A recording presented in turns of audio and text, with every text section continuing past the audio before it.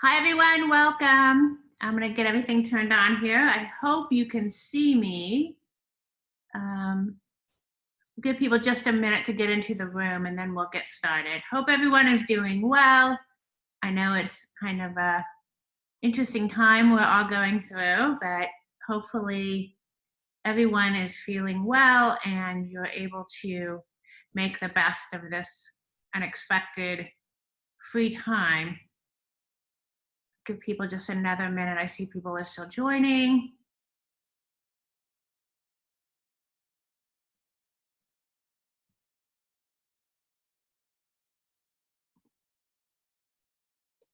All right, we'll go ahead and just get started. People will probably join as we go. So welcome. I'm so glad to see you. I see some familiar names. I'm very happy that you're able to join us tonight.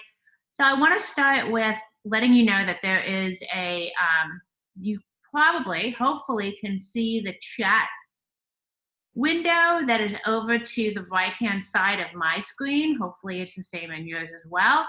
And that is where you can type a question. If you have a question about organizing, your home office, because I know a lot of people are working from home these days, or your home, any project that you have gotten started on before we all had to begin spending more time at home, or if the situation at hand, socially distancing from people, is causing other issues when it comes to organization in your home, and hopefully we can start talking about some of those things.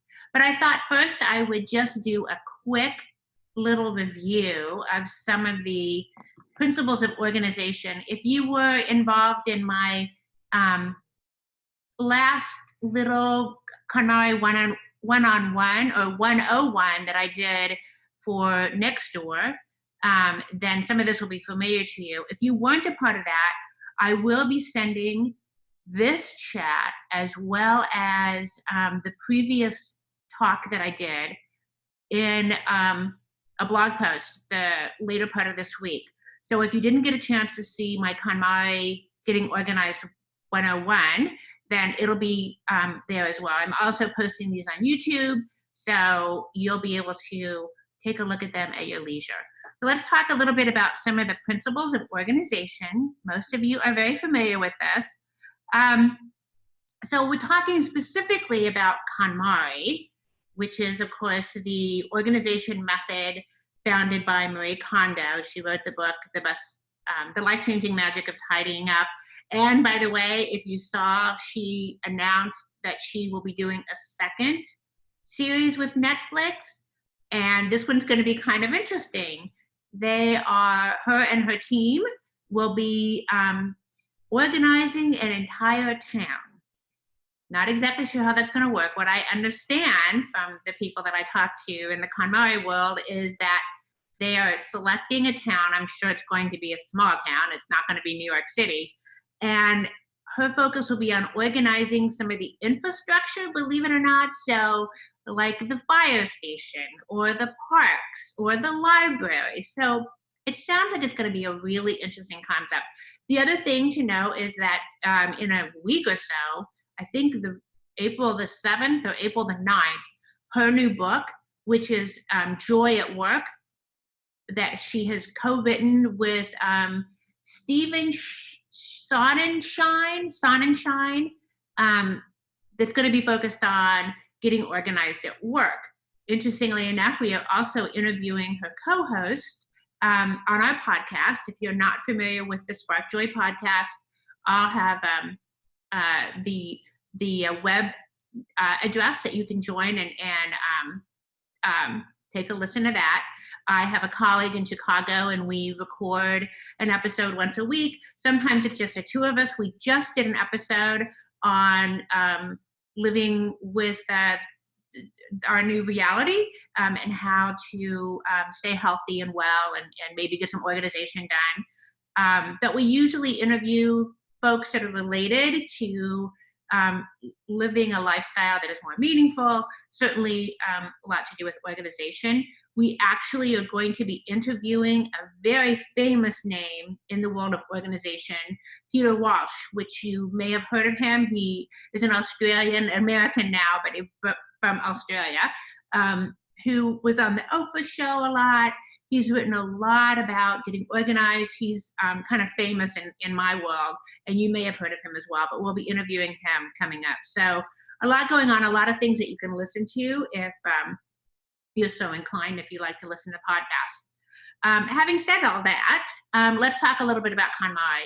So KonMari is all about sorting by location, about sorting by category and not location.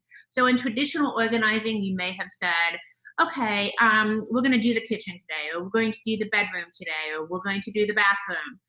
In KonMari, it's really about kind of pulling all of a similar thing together. So you might start with clothing. You might start with, if clothing isn't something that's a big issue for you, you might start with another category. But instead of thinking in terms of space, we think in terms of type. It tends to make organizing for some people a little easier and a little more complete. Getting organized is no fun. You don't want to have to keep doing this over and over. And it seems to be that if you take everything of a category and put it in a pile, it's a little bit easier to make choices about what to keep and what to let go. Now, that does not mean that you need to take every article of clothing out of your closet and out of your dressers and throw it onto the bed and make an enormous pile that is unwieldy and a real challenge to get through. You can do subcategories. So I always suggest, especially given the fact that a lot of our households are really disruptive right now. So people are working from home that normally are not working from home. You may find yourself sharing workspace with a partner, and you may find yourself sharing space with children, little children or big children that are home from school, and it can be really challenging. So I think the most important thing about right now is to not set yourself up to add more frustration onto an already stressful situation. So starting with a subcategory like your t-shirts or even your socks or whatever it is that is a small enough group of things that you feel that you can manage in one setting. And again, you may be familiar with our idea of going from 3 to 5 hours. It's really hard to get a lot done in less than 3 hours under normal circumstances. But after 5 hours, people are generally getting really tired. So it's really important that you pace yourself. If an hour is all you can really manage or that you feel you have time for, given your other obligations right now, then that's perfectly fine. It's much more about feeling at the end of every period of time that you do some organizing, that you have accomplished something, because this is really, like I said, not fun. And you want to begin to see your making progress toward your goals. The most important concept as far as how you do this is that you sort and edit before you organize. You may have heard me say that going to the Container Store or looking on Amazon for beautiful bins and baskets and boxes and all those things is not the way to start. The Container Store is a wonderful place and they have amazing things, but you want to make sure that you know exactly what you are going to be sorting and editing and what you're going to be keeping before you actually begin to organize those things.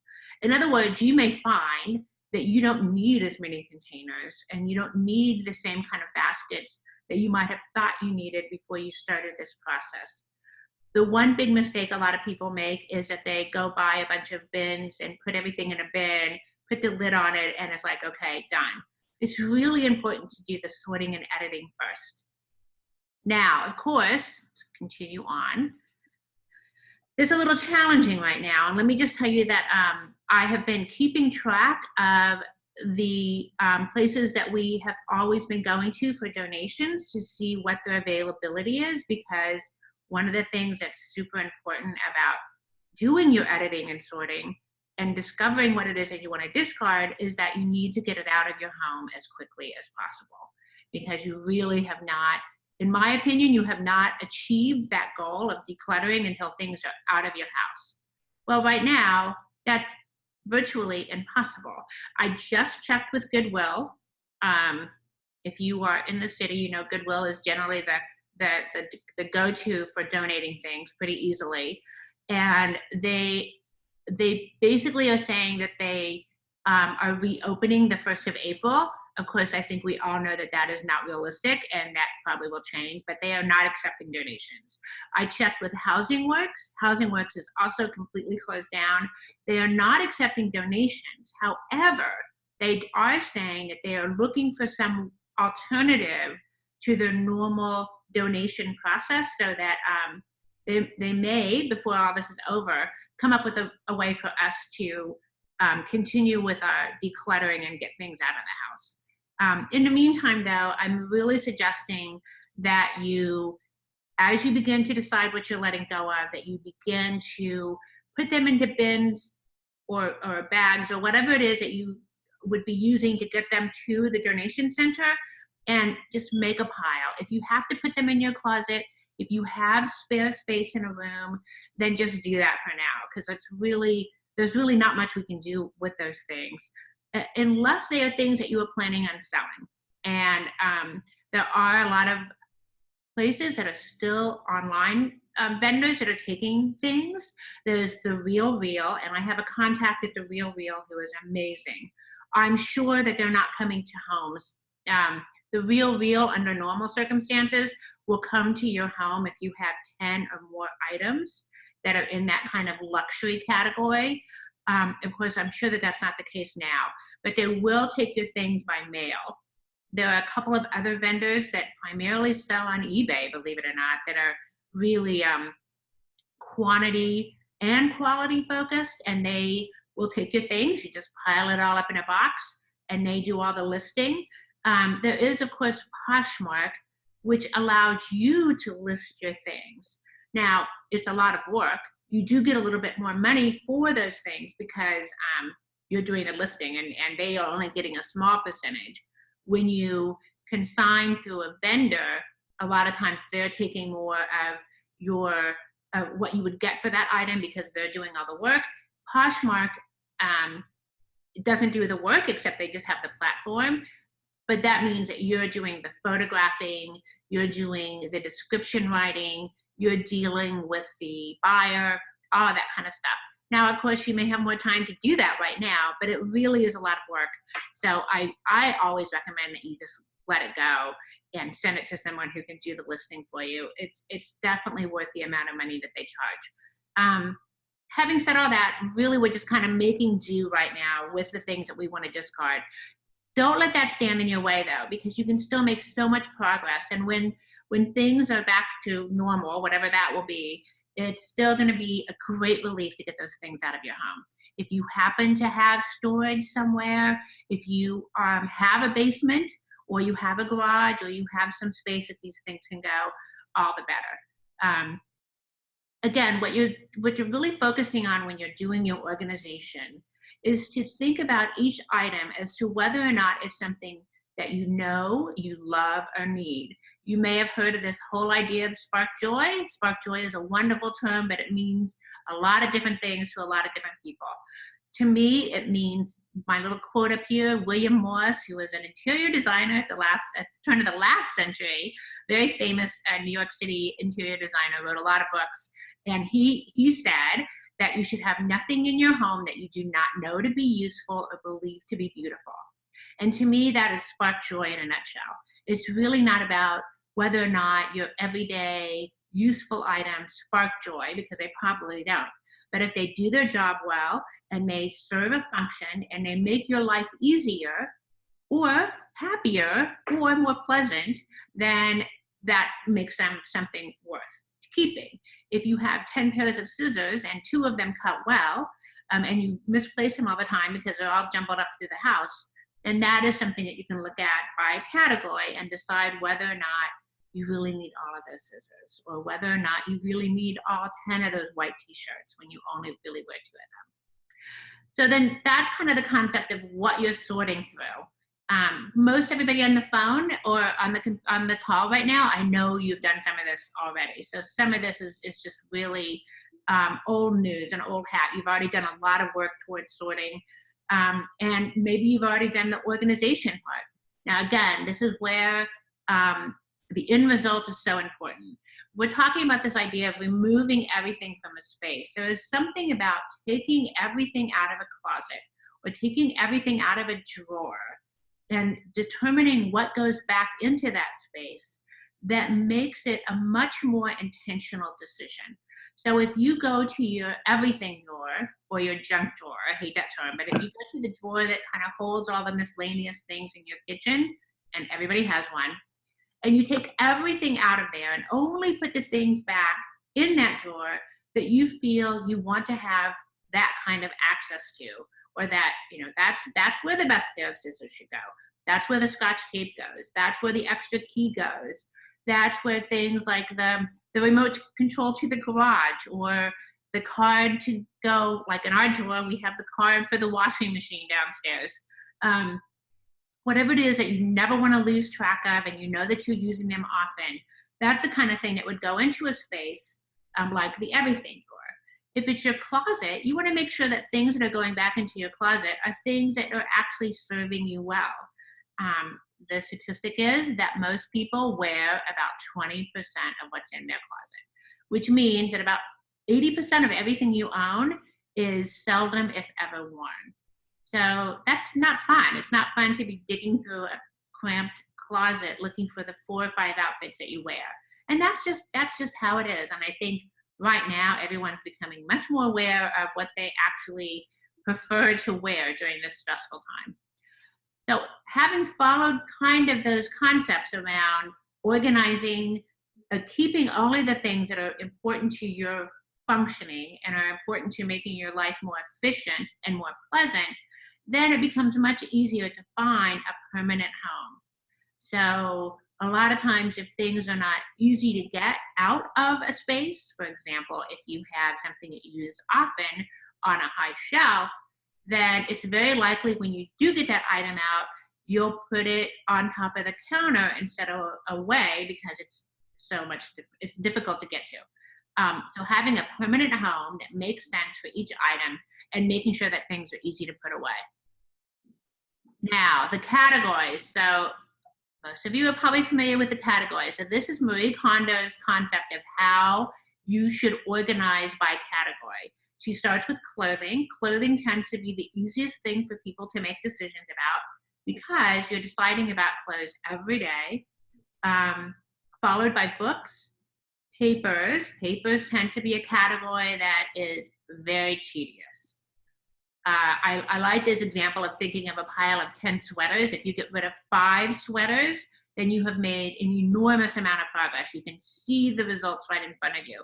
If you have a stack of 10 sheets of paper and you get rid of 5, it doesn't feel like you did a lot. Although those pieces of paper required the same thought, if not more sometimes, than those 5 sweaters did. So it's a very tedious category. It's also the category that tends to cause the most stress for people, but it's also the most relief after you get through it. Kimono is the Japanese word that I mispronounced. That consists of miscellaneous. So the reason it's such a big category is because everyone's miscellaneous is different. So if you are a craft person, then you may have a lot of craft supplies. If you are someone with a lot of toiletries, then that might be a big issue for you. If you have children and they have a lot of toys, or you have little kids and you have babies and they have all the equipment that goes along with babies, or you have teenagers who have all of their things. It could be any number of things, but everyone is different. So those categories are all in this big heading of miscellaneous. And then the last one is sentimental. And the reason we do that one last is because that is the hardest category. Anything can be sentimental. It can be everything from seashells that you collected at Montauk to photographs. It can be furniture that you've inherited from your great aunt. It could be just anything. It can be souvenirs from a trip. It can be maps from your trip to Paris. Anything that has an emotional component to it. So in other words, those concert t-shirts from your rock shows that you went to in college, those are no longer just t-shirts. Those actually represent an emotion to you. Those seashells are not just seashells. They represent an emotion, a feeling, a happy memory from a trip. So those items, although they are physical items, have an emotional component to them, which makes those very difficult to make decisions about. So we save that category for the end. They're in this order because Marie, and it seems to be, I have found this to be true for most people, believe that it's better to start with the easier categories and move to the harder ones. This whole process is designed to help you do this for the rest of your life. So nothing is static, right? I mean, you can get your home completely perfectly organized, and tomorrow things will be different. New food comes in, you buy something new clothing wise, or something that you loved last month is no longer your thing. You may get a new book, and then you read the book, and then what do you do with it? So it's always about making sure that you have the skills in place to make these decisions going forward. And that is how you maintain order in your home for the rest of your life. So the next thing, oh, so getting started, again, don't tidy when you're tired. This is very tiring. So you want to make sure that you're not doing this kind of fed up and frustrated tidying, which is when you decide that you just can't take another minute of your drawers that don't open because they're so jammed packed full of spatulas and potato rices. You throw everything on the floor, and eventually everything makes its way back into the drawer because you didn't. It's not really a thoughtful process. It's just I'm fed up. So try to make dedicated time to doing this. Don't do it when you're tired. And again, 3 hours at a time, but no more than 5. If 3 hours is too much, really it's about being gentle with yourself so that you're doing what you need to do, taking care of what you need to take care of, and you're managing the process well for you. Mute. I've got everybody muted here. There we go.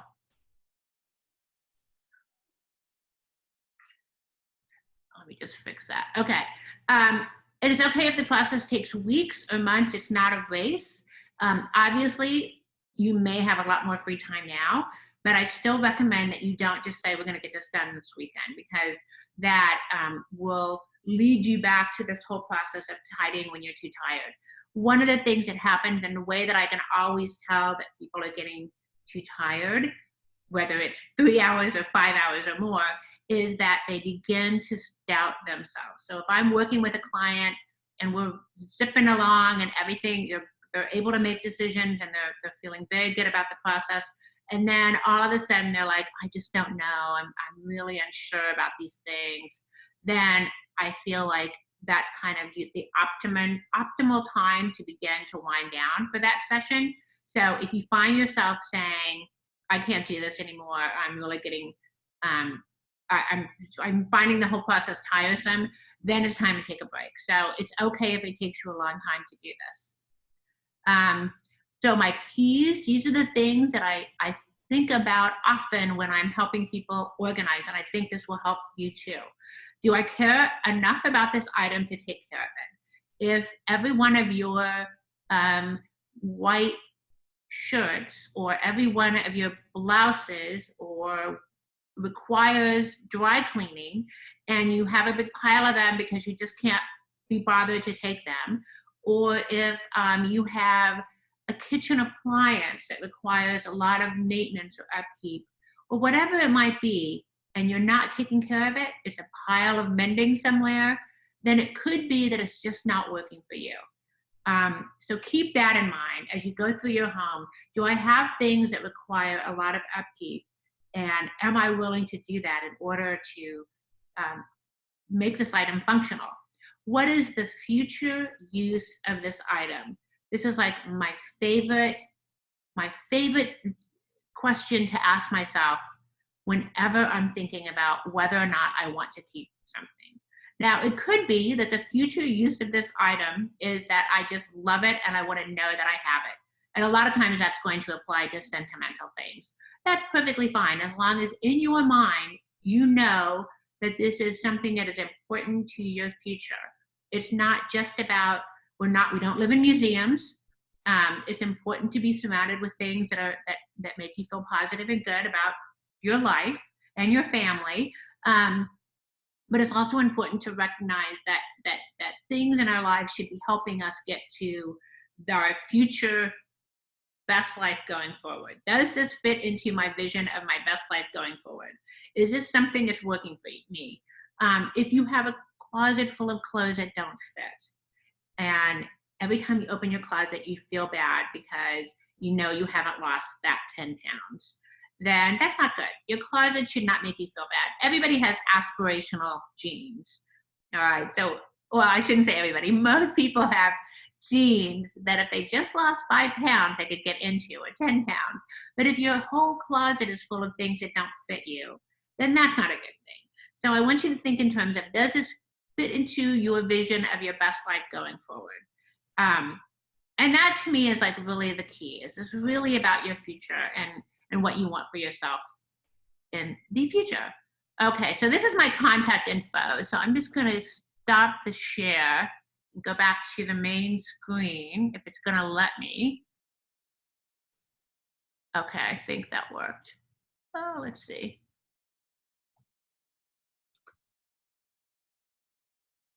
Okay, so hopefully you can see me. Hi. Uh-oh. There we are. So questions. I gotten a couple of questions via email, so I'll share with you a question that someone had that I think is probably a situation that a lot of people are experiencing right now. If you have children that you thought were going to be in college or away from home until May or June, and they are home. The question had to do, and of course, your kids weren't anticipating this either. So this not only disrupted your home, but also their lives. So for a lot of people, this has led to just a whole lot of um, issues, right? So in this case, the question was about a college kid who's come home with all of her things from her dorm room, of course, right? And the plan is that she'll be back into some living situation in the fall or whenever she is able to go on with, what we're trying to do in life right now. But what to do with all of the things that have kind of come into the house all of a sudden, unexpectedly, and you're storing things that you did not anticipate storing, um, we're all feeling a little disrupted. I can tell you that in my own home, my husband, who works with a lot of electronic computer stuff, has taken over the dining room table. And the dining room table is now full of monitors and equipment and stuff that's like making me a little crazy, but I know it's temporary. But we've all had to make like these adjustments. In this situation, I would say, and also the question had to do with trying to make your college age kid feel comfortable under this stressful situation where their lives have been disrupted and they're feeling really uncertain and stressful and trying to make their reentry back into the home a little more comfortable. So it's a very complex issue, and again, we really go back to this whole idea of what do you do with the stuff, right? So under normal circumstances, it may be easy to say, well, what do we need and what do we not need? But this could be things that you know for sure will have a use in the future. You just don't know exactly when that future is going to be. So what I suggest is that all of the boxes and containers that have come from school, just take a look at all of them, open them up, decide what kinds of things you know for sure your daughter or your son will be using when they get back to their normal life. What kind of things you think are things that they may not need within the next year, but at some point they're going to want those again. And then also decide what may or may not be useful. This goes back to this idea of, of is this item worth the amount of space it is taking up? So, for example, if it is something like a piece of furniture, maybe your child had, I don't know, a futon or something of that nature in their dorm room, then I think the important question is if you're looking at 6 months of storing something that's really big and maybe they got at Housing Works before they went away to school, then you want to think in terms of do we really want to make room for this item or do we plan to let this go for now and then decide whether or not they need another piece of furniture when they go back to school? Um, or if it's things like textbooks that you know that they're not going to need because school is just not going to happen this year, then maybe you can go ahead and list those on some of the textbook exchanges. But I think that before you start putting things away, you really want to evaluate each one of those items according to this idea of is this something that I will need or my child will need for sure? Is it a maybe someday thing? Is it something that we're hanging on to because we feel so uncertain about the future right now, which is totally valid? Or is it something that we know we can let go of? If it's something that you know that you can let go of, then don't put it back into their room.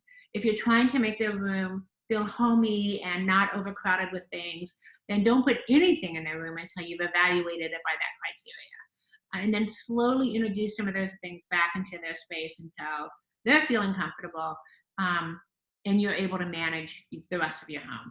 that may mean for right now that you've got more things in your home than you would like to have, and that you just, designate a corner. Um, the more you can pile those things up and keep them contained, the better. But it's going to be a challenge for sure.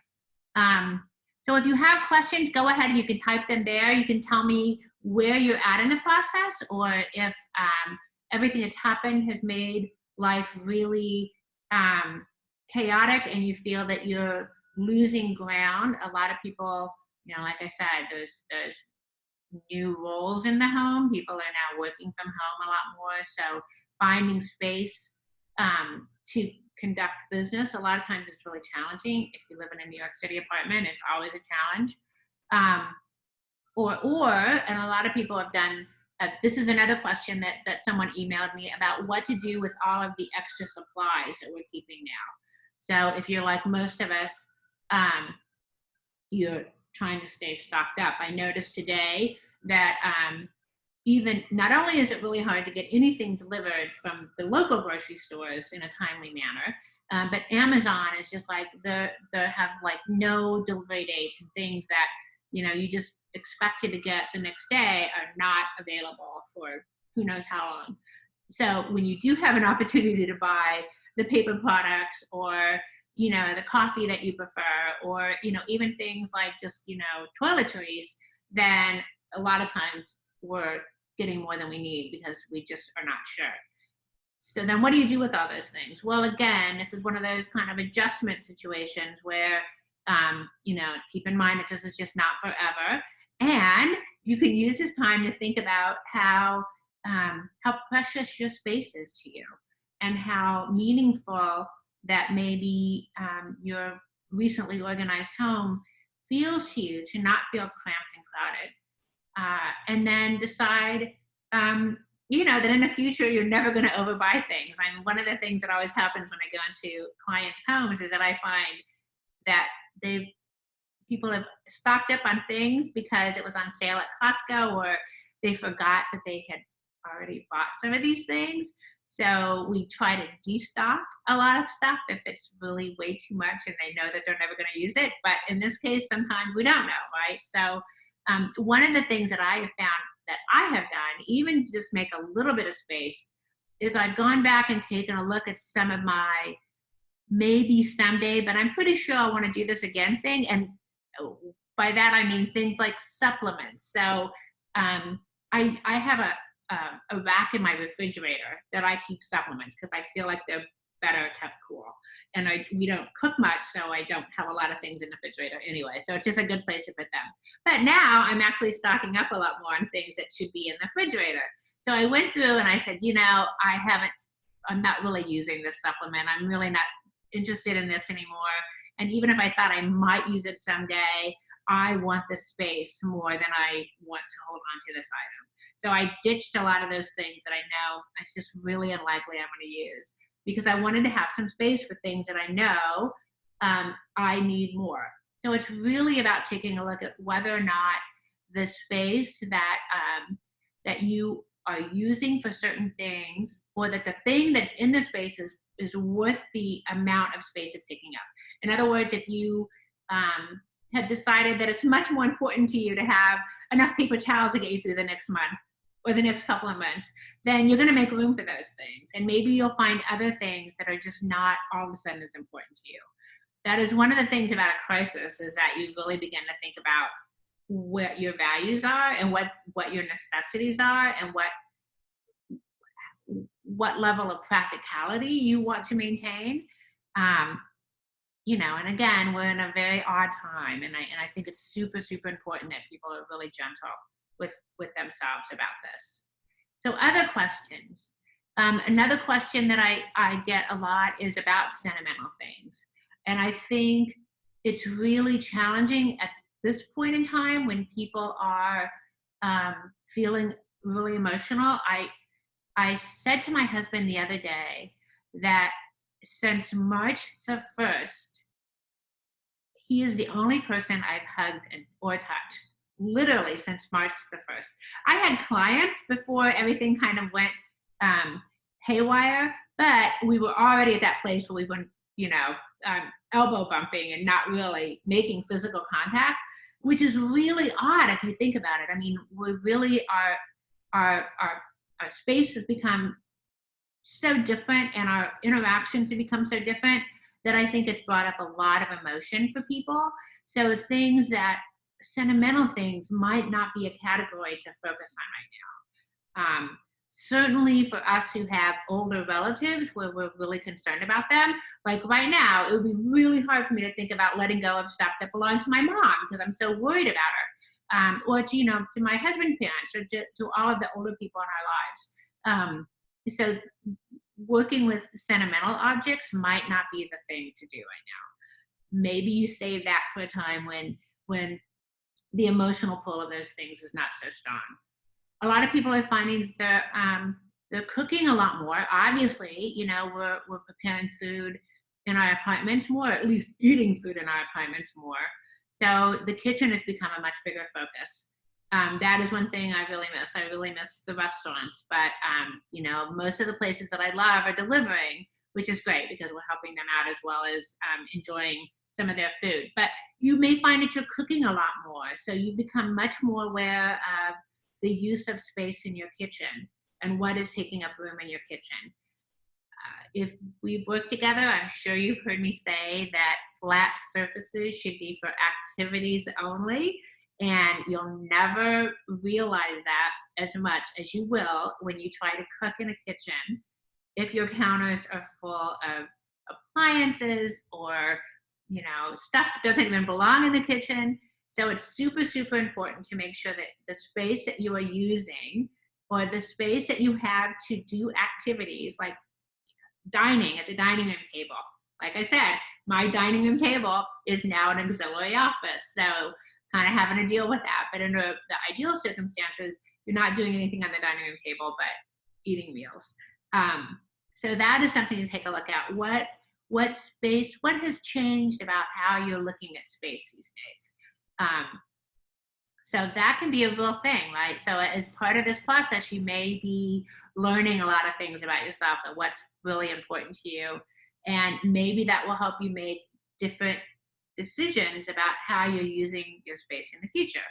Now, maybe after this is all over, you'll decide that you're never going to cook again, or you'll decide that you love it and you want to make sure that your kitchen is really efficient and works really well for cooking and preparing food. So it really just, everyone is going through this a little differently, but you really want to take a look at if the things that are most important to you are changing a lot. So questions. If you can type the question, actually what I'm going to do is if people have questions, I'm going to unmute so you can actually ask me instead of having to type it. There we go.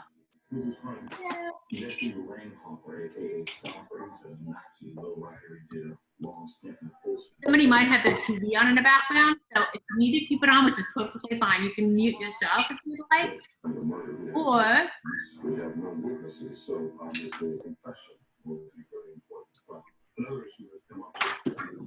well, I'll tell you what, if you guys have questions, you can always email me. Let me go back to the screen where we have my contact info. Just a quick second.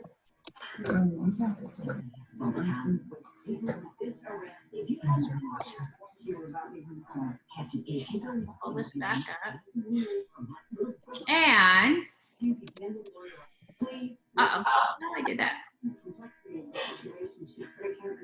already have my email, but you can email me at Karin at the Serene home, of course, and make sure it's sharing. And the Spark Joy podcast. So you go to sparkjoypodcast.com. It's also on my newsletter. So you can always find that information on the newsletter. And of course, my website is the Serene home. Oh, here we go. Oh, I think, KT, you had some questions. Tell me about your question. Hang on. Can you hear me? Yes. Hang on.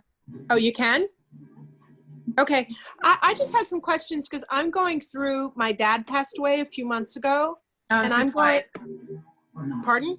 I'm so sorry. Thank you. Thank you. So it's just hard. But I have to go through his things, my mother's things, clothing, paperwork.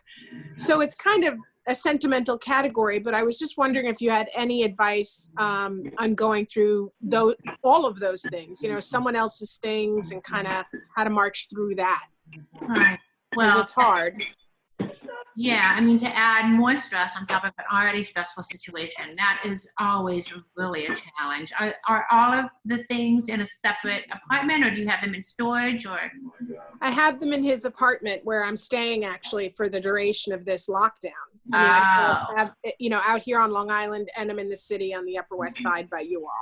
Oh, okay. So that makes it even more challenging. So what I recommend, and also another part of this challenge, is that you can't really get anything out of there because there's no place, unless it's things that can be put in the recycle or can just be discarded. So I suggest that because you now have a little bit of time to do this process slowly, is to do it by category, and certainly don't start with things like the photographs or the things that are sentimental. But again, you're absolutely right, because now even the articles of clothing that you remember him wearing are now sentimental. Right. So right.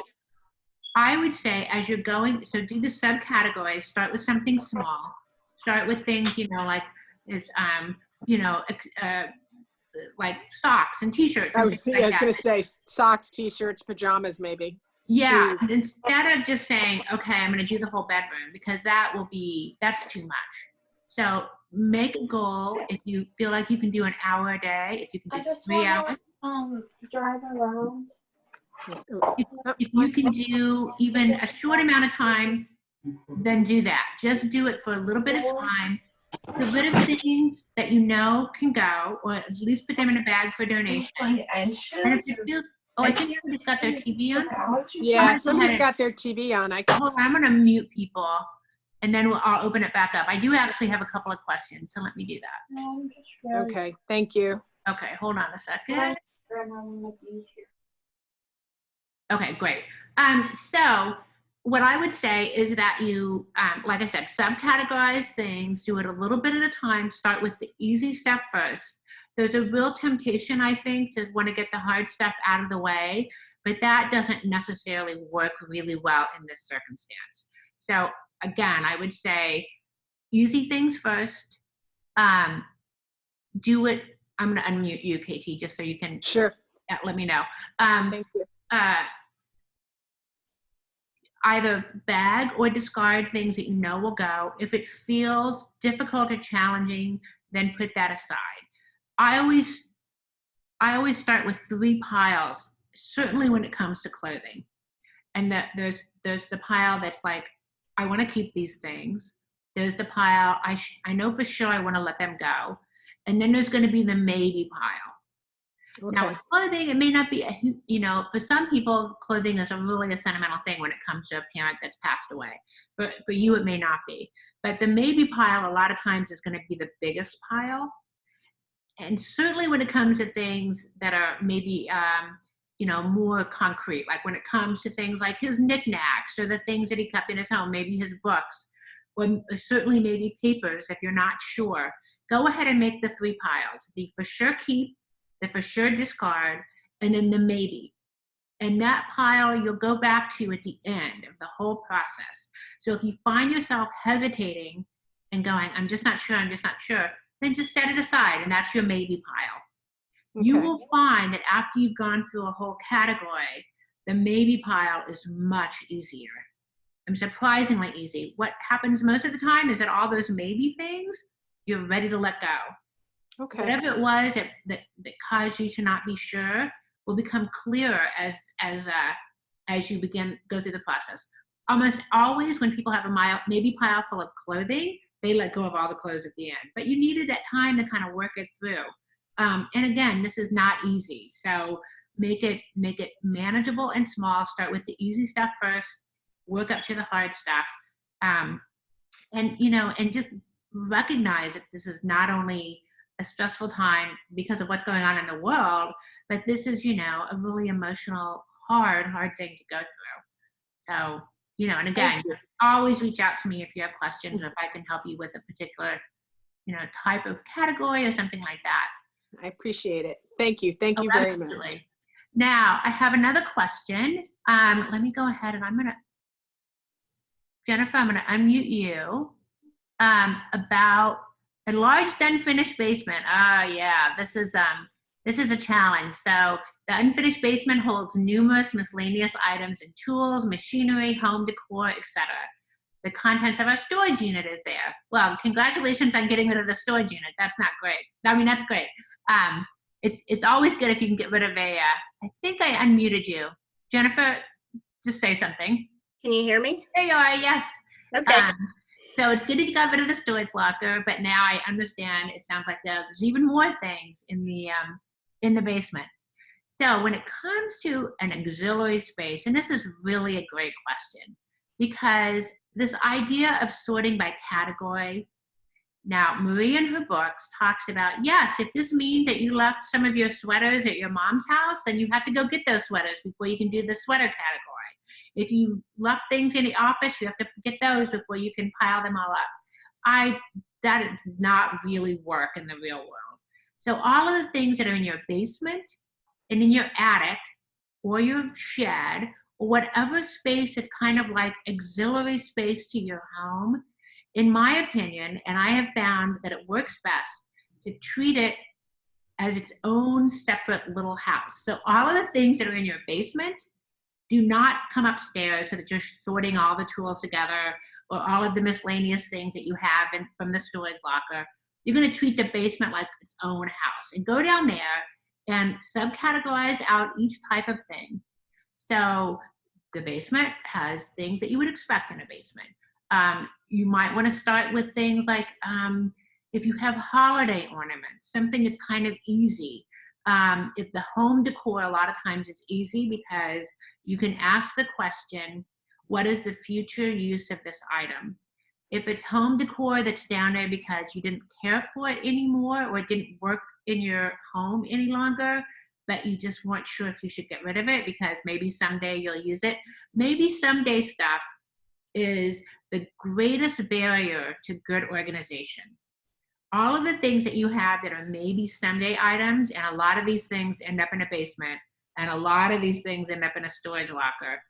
Anything that you're saying, I may need this someday, it's a good bet that if you don't know for sure you're going to need it someday, you're probably not going to need it. If you can set a criteria that says, if I don't have a clear plan in mind for this item going forward, that I'm going to consider letting it go. Sometimes that's difficult, right? But when you take a look at like all of your phone chargers or your cords from your old phones, and you realize that you have cords for phones that you don't have anymore, or all of the miscellaneous tools, maybe you bought particular hardware to hang a particular painting and you know that you're never going to use that hardware again, then maybe those are things that you can let go of.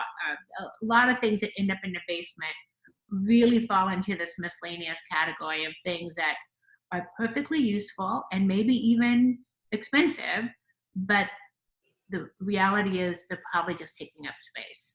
And when it comes to clearing a space, you're really asking yourself, is storing this item worth the sacrifice of the space?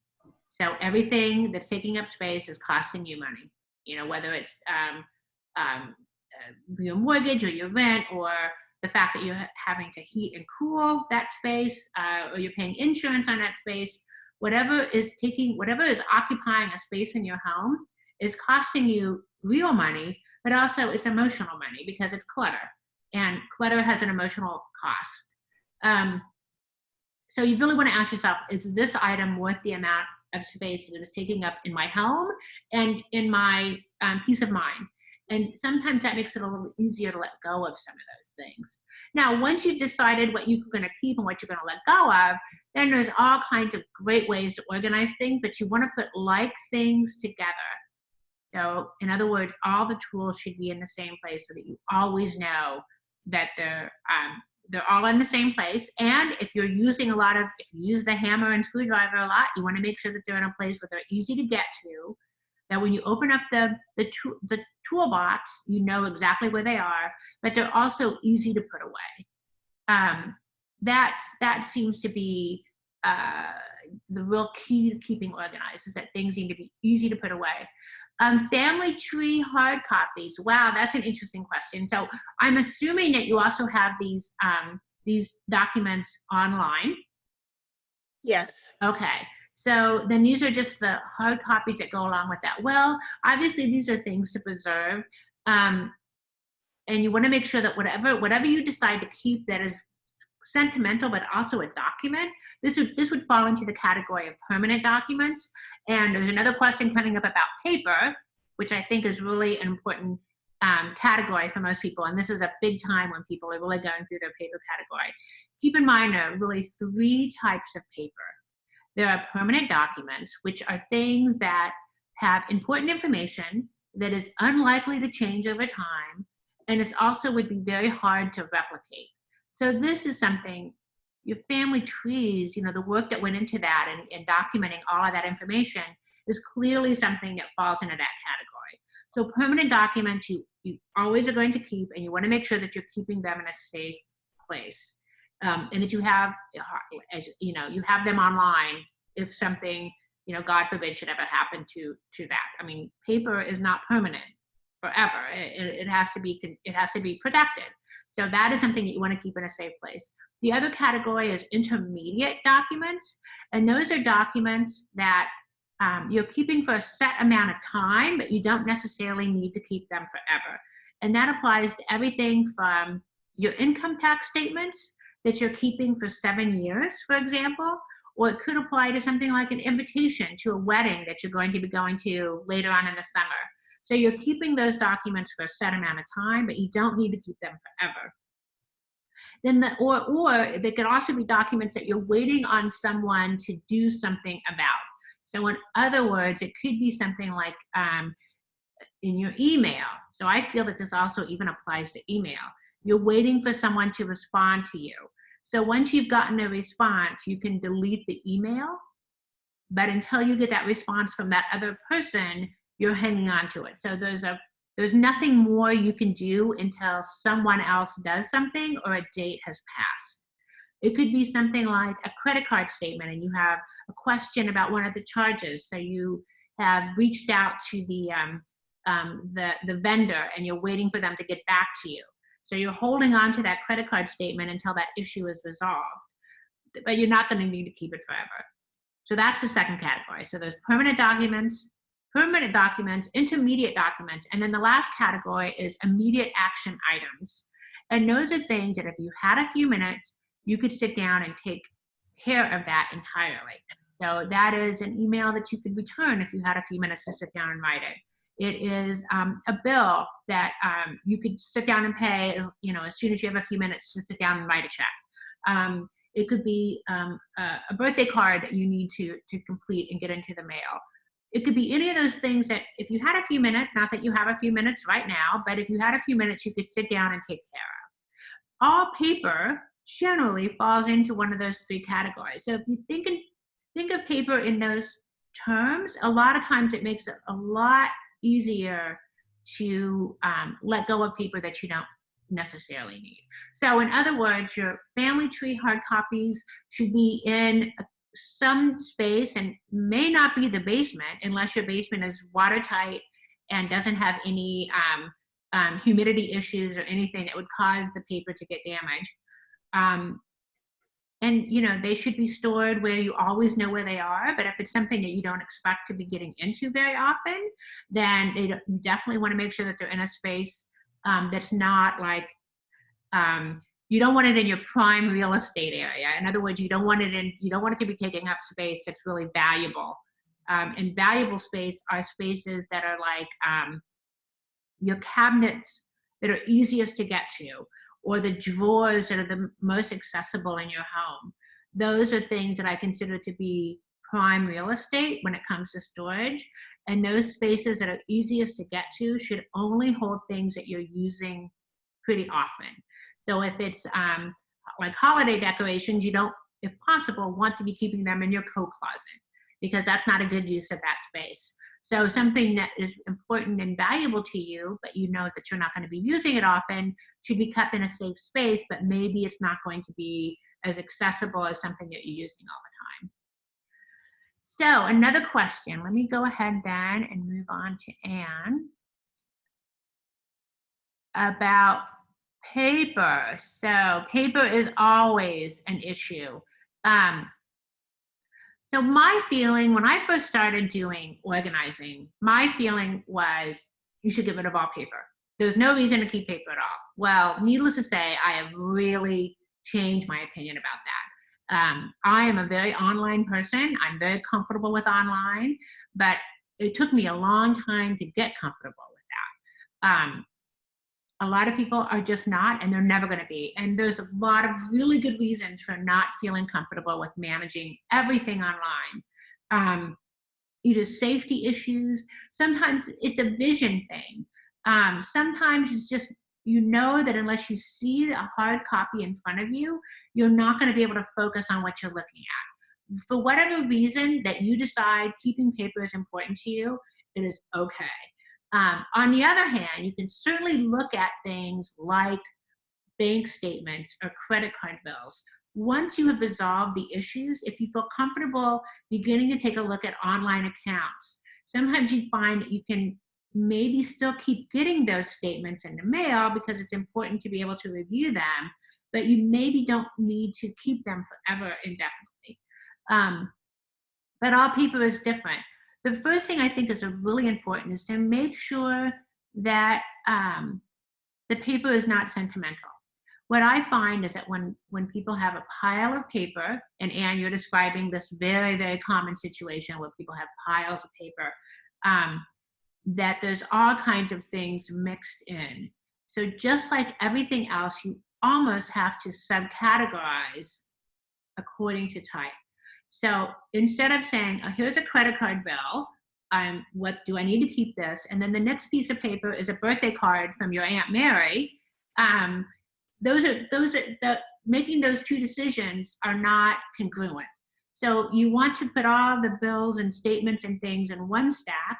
All of the sentimental papers like that, the map from your trip to Paris, or the birthday cards, or the thank you notes, or whatever it might be that's sentimental paper, you want to put that in its own category. Things such as insurance papers or important documents, those should be in their own pile too, and then you can sort paper according to category. When you start looking at things, everything falls into a category. Now, they're your categories. You make up the categories to whatever suits your particular needs. So if it turns out you have a lot of, a lot of times people have things like appraisals. So appraisals are something that you want to keep, jewelry appraisals or art appraisals, or things of that nature. Again, those would be permanent documents, things that you will be keeping forever, or at least as long as you have the item. But then they're mixed in with things like, the artwork that their child did in preschool. Well, those decisions are not anywhere, even though they're both on paper, those are not the same kind of decisions. So you want to separate the categories out, and that will help you make those sorting and editing decisions. Is that kind of what your issue has been with the paper, or is it different? Oh, I'm sorry, Anne, let me make sure I've got you unmuted. I don't have you unmuted. I think, I can't unmute you. Can you hear me? Oh yeah, now I have you unmuted. So is that issue? I'm not comfortable talking on a microphone, sorry. Oh, you're doing okay. I basically have things in medical, financial, legal, and those kind of piles, but it's really getting all that stuff organized. I feel like I have so many open-ended projects that I'm not able to keep track of or waiting for responses on. And I understand what your 3 categories are, but I have so many subcategories within that I'm waiting on, have to reply to. They're either in paper format or email format, and I'm kind of like overwhelmed with these unfinished, unresolvable issues right now that I have no control over. I'm waiting to hear from Apple for 6 weeks about how to resolve something. I'm waiting to hear from FiOS and so on and so on. Right. So I know this is more on a personal level of, my problems that maybe other people don't have, and I could talk to you separately. I just wanted to put it out there because I really have begun so many times, but not completed. Yeah. So this is, I think right now, we're going to be running across a lot of situations where we're not getting, things are just not as normal. So I would suggest, and you may be waiting a while to hear back from Apple and all of these places because they're under a lot of strain too. But I would say even those things that are in between that you cannot do anything about until you've heard from someone, but you also need to make sure that you follow up on them because like I said, it's likely that they're not going to, unless you keep contacting them, they're not going to get back to you because, it's a priority to you, but it's not necessarily a priority to them, right? So because they may have 50 cases going on, and to you, this is an important issue. So it's important to separate the things out according to who it is that you're waiting to get back to you, but also if you could make yourself, do you work with like an online calendar or do you have a paper calendar? Online, but in 3 different places. So that's a whole other story. Well, I would say start with the calendar that you feel most comfortable using. Go through, you are waiting on someone to get back to you and create a tickle event. Right. So what that means is instead of always going through this stack of paper thinking, wow, I gotta follow this up. And then there's almost, when you go through a pile of paper and you have things that need to get done or you have not heard back from someone about something, it's so frustrating. I mean, it's really like, why haven't they gotten back to me? So it really begins to create more frustration and more anxiety going through the paper. And then at the end of it, you may not feel like you've made any progress because you still haven't heard back from these people. But if it becomes a calendar event, so let's say you're looking at something from your insurance company, your health insurance company, and they need to get back to you about whether or not they're going to pay for something. So what I would do is, as long as you know that you've done everything that you were supposed to do, you've submitted the paperwork, or maybe you're waiting for your doctor to submit something, then whatever period of time feels logical, maybe you're going to give them a week, or maybe they said, give me a week. Then make a little note in your calendar, I'm calling Dr. So-and-so to make sure they submitted that information. And then put the paper aside. And it might be that you feel a little more comfortable knowing that you have made a calendar event that will pop up on the right day, and you don't have to keep going back to the paper and looking at it again and again.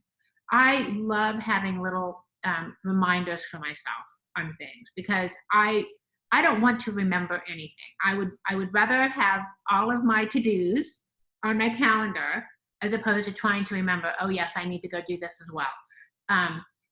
So as soon as I have an activity or a follow-up, I put it on my calendar. It just makes it so much easier when I have multiple things going on that I don't have to remember all those things. So that's something that might work.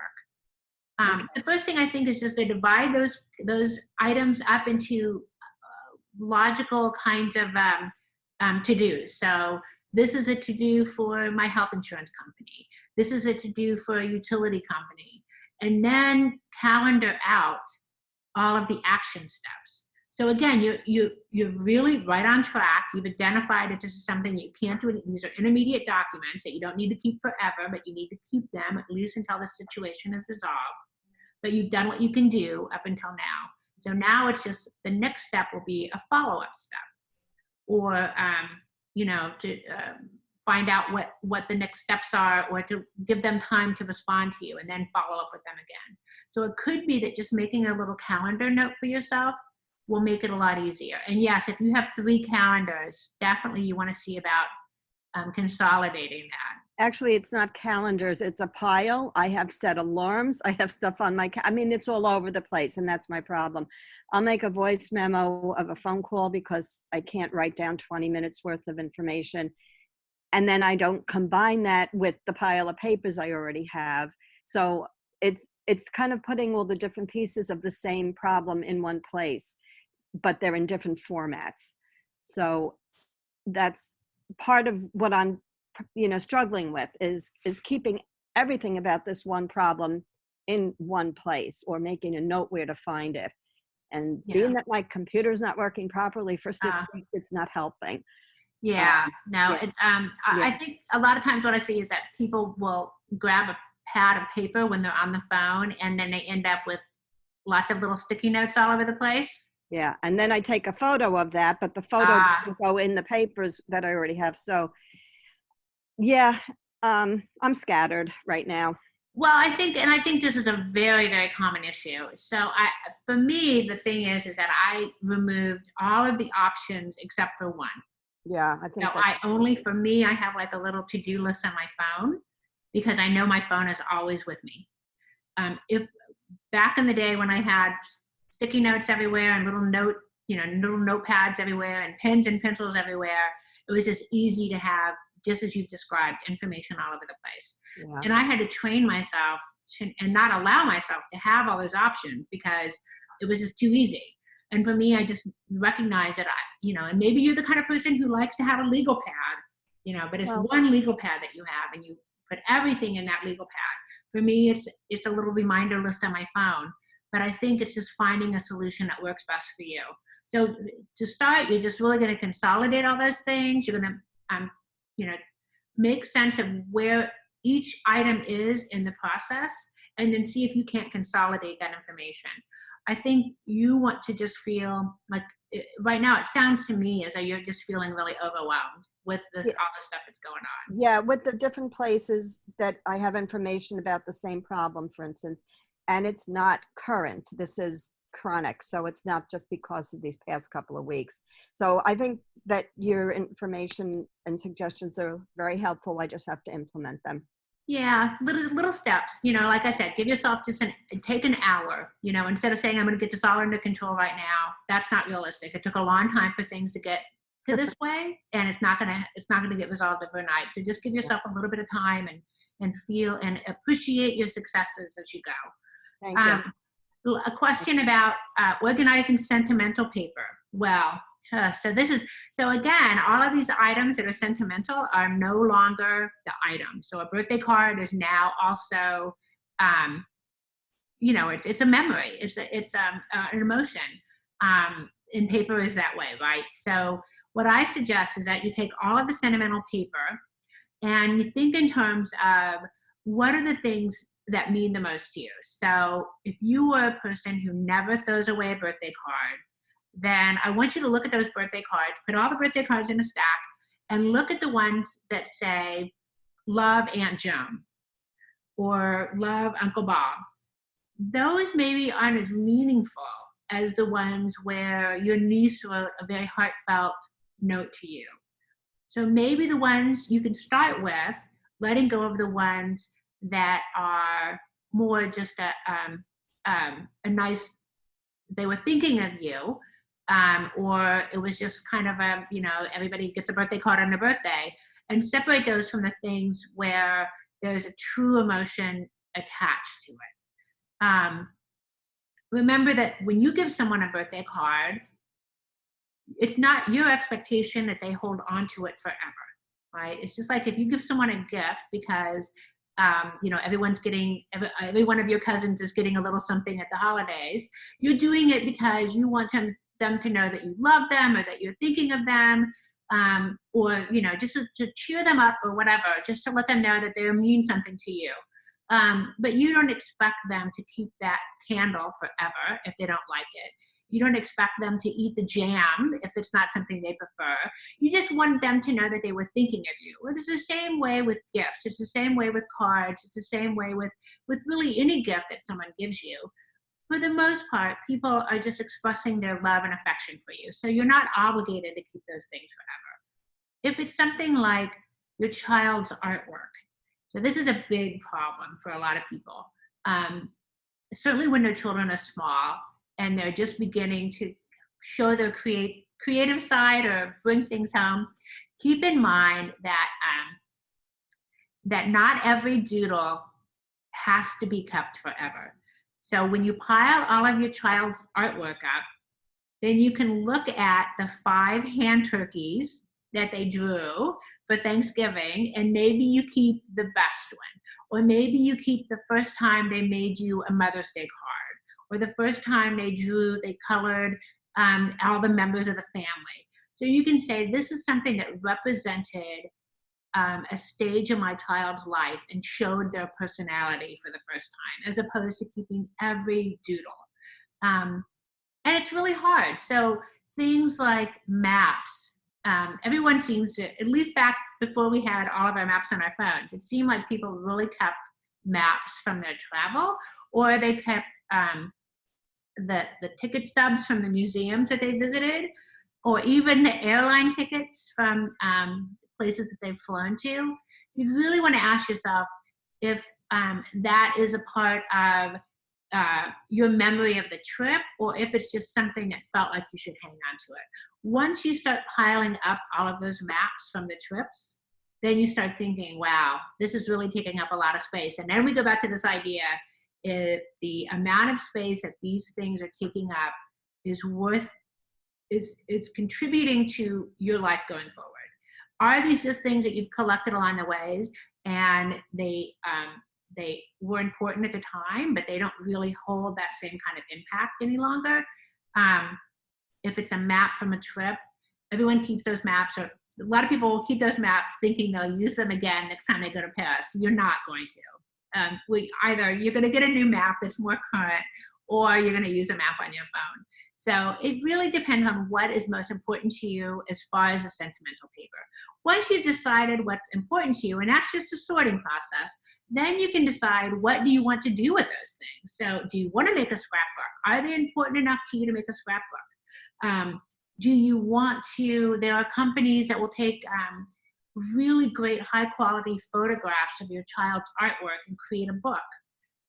Sometimes people do that with their children's artwork, and then they can decide whether or not they want to keep those actual pieces of art, or whether they would enjoy them more if they were in an easy to get to and enjoy book. If it's photographs, and photographs are another form of paper, then maybe getting those things all online so that they're easy to share with the family, or creating scrapbooks or photo books of important times or events is something that you want to do.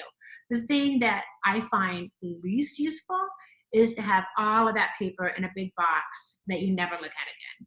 And that's fine. I mean, a lot of times people just want to have those things, even if it's not something that they're looking at all the time. They enjoy the memory, just knowing that they have those things, and that's perfectly okay.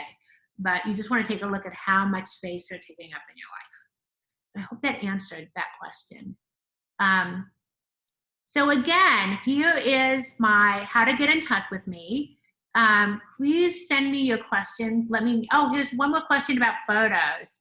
Yes, I do. The question from Anne is, do you know of any places that will transfer to digital without having to ship the originals to another part of the world? Yes, that is actually a very good question.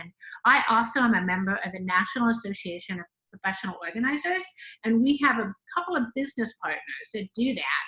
Now, they will come pick them up. I don't know that they're doing it right now. They probably aren't. But I will definitely be happy to get you in touch with them. They're more expensive than the places that you send away. I've had very good luck with the places that you send away, but for a lot of people, that's just not comfortable, which I absolutely understand.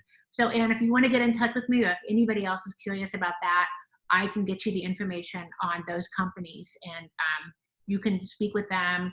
I think they even give us a little discount because we're all part of the same organization. So that's something to keep in mind. But that's a good question. Yeah, if you can get those things transferred to digital, you will enjoy them more, and so can the other people in your family. Okay, so please join the podcast. If you don't subscribe to my newsletter, go to my website, theserenehome.com. You can subscribe. I don't send out one very often, so I won't be spamming your inbox very much.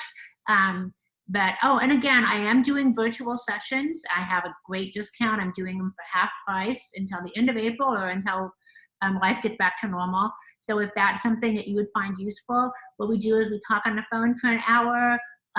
We do a video a chat And then I send you a follow-up email with kind of a plan of action. And so it can be really useful. Again, you're the one who's going to be doing all the work, but it can be a great way to find some structure and have some coaching through this time. My podcast.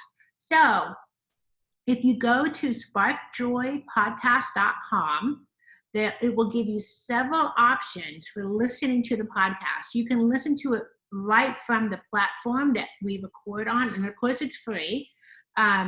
Or you can use Apple Podcast or Google, whatever the Google player is, and there's several other players of podcast. It's very similar to like getting on a TV station or a radio station.